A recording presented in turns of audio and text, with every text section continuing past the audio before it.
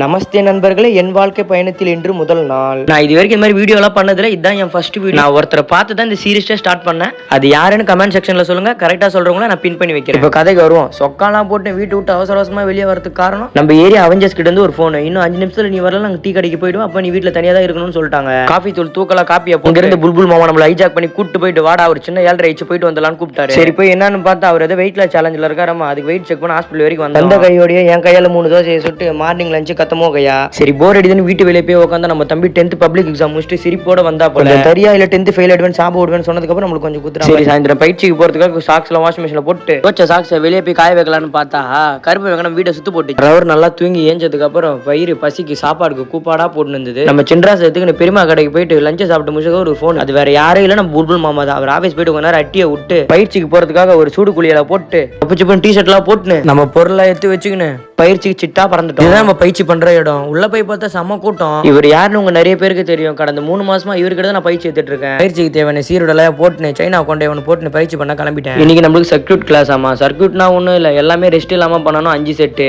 எல்லா கிளாஸையும் கதற முடிச்சுட்டு மண்டை கிருகிருன்னு இருந்துச்சு. வெளியே போய் கொஞ்ச நேரம் காத்து வாங்கிட்டு இருந்தேன். நம்ம இல்லாத நேரமா பார்த்து ஆண்டவர் ஒரு மீட்டிங் போட்டாங்க. டக்குன்னு அதில் ஜாயின் பண்ணிட்டு எல்லாருக்கும் பாய் சொல்லிட்டு கிளம்பிட்டேன். வீட்டுக்கு வந்து சாப்பிட்ட உடனே படுத்துட்டேன். நாளைக்கு ஒரு நல்ல வீடியோல சந்திப்போம். கடுமையா இருங்க நண்பர்களே.